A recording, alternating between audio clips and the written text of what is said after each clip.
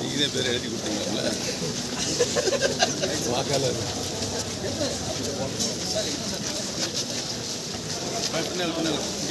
தம்பி கம்மி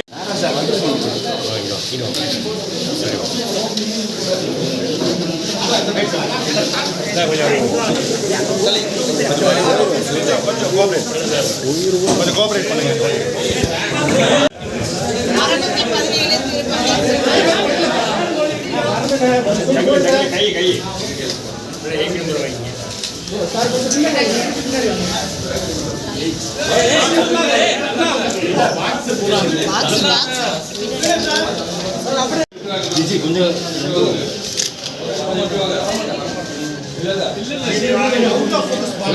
கையெடு சரியா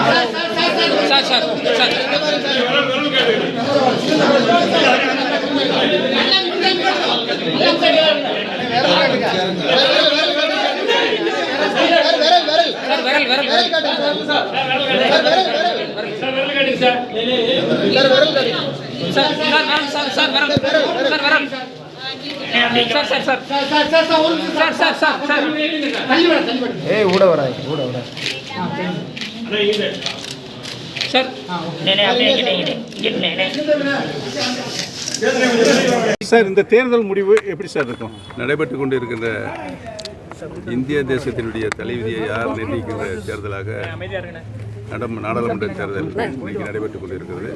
10 ஆண்டு காலம் ஒரு சிறப்பான ஆட்சியை தந்த மாண்புமிகு பாரத பிரதமர் திரு நரேந்திர மோடி தான் 3ஆம் முறையாக பிரதமராக வர வேண்டும் என்ற இந்தியா முழுக்க இருக்கின்ற பொதுமக்கள் கருத்து தெரிவித்திருக்கிறார்கள் என்பதை தெரிவித்துக் கொள்கிறேன். ஆக உறுதியாக 3ஆம் முறையாக மாண்புமிகு பாரத பிரதமர் தான் இந்திய திருநாட்டினுடைய பிரதமராக வருவார் என்பதை தெரிவித்துக் கொள்கிறேன். என்னுடைய வெற்றி வாய்ப்பு பிரகாசமாக இருக்கிறது. உறுதியாக நான் வெற்றி பெறுவேன். சார் நீங்கள் இங்கே ஜனநாயக முறைப்படி வாக்கு செலுத்திட்டீங்க. இப்போ நீங்கள் ராமநாதபுரத்தை போயிட்டு அங்கே வாக்குப்பதிவுலாம் எப்படி இருக்குன்னு பார்க்க போகிறீங்களா சார்? நேராக நான் ராமநாதபுரம் நாடாளுமன்ற தொகுதி தான் போகிறேன். 6 சட்டமன்றத்திலையும் பார்த்து விட்டு வருவேன். இந்த முதலாக இந்த மக்களவை தொகுதி தேர்தல் களம் காண்றது எப்படி சார் இருக்கு உங்களுக்கு? இந்தியா முழுமைக்கும் நரேந்திர மோடி மீண்டும் பிரதமராக வரக்கூடிய அலை மக்களுடைய இதயபூர்வமான நல்ல அறிவை தந்து கொண்டிருக்கிறார். இல்லை, உங்கள் தனிப்பட்ட முறையில் நீங்கள் உள்ளாட்சியை பார்த்துருக்கீங்க, சட்டமன்றம் பார்த்துருக்கீங்க, இந்த மக்களவை தொகுதி தேர்தலில் போட்டிடுறதை எப்படி பார்க்குறீங்க? நாடாளுமன்ற தேர்தலில் நான் போட்டியிட முடிவெடுத்தது அனைத்து இந்திய அண்ணா திராவிட முன்னேற்ற கழகத்தினுடைய உரிமைகளை மீட்டெடுக்கின்ற குழு எடுத்த முடிவு. அதன்படி நான் போட்டியிடுகின்றேன் என்பதை தெரிவித்துள்ளேன்.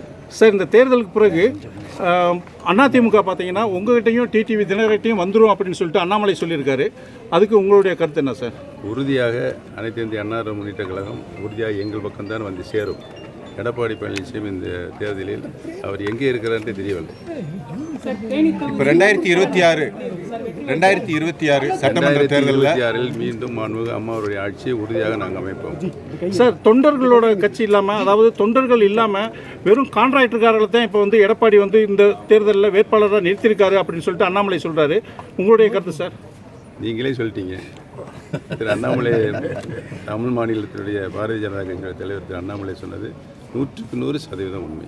சார், இப்போ சமீப காலம் வெளியான கருத்துக்கள் யாரும் அடிப்படை கட்சிக்காரர்கள் இல்லை அந்த வேட்பாளர் பட்டியலில். சார், சமீபத்தில் வெளியான கருத்துக்களுக்கு திமுக கூட்டணிக்கு அதிக இடங்கள் சொல்லி கருத்து கணிப்பு அத்தனையும் பொய்யாக்கும் தேர்தலாக இந்த தேர்தல் இருக்கிறது. உறுதியாக தேசிய ஜனநாயக கூட்டணி தான் உறுதியாக மாபெரும் வெற்றி இந்தியா முழுமைக்கும் பெறும்.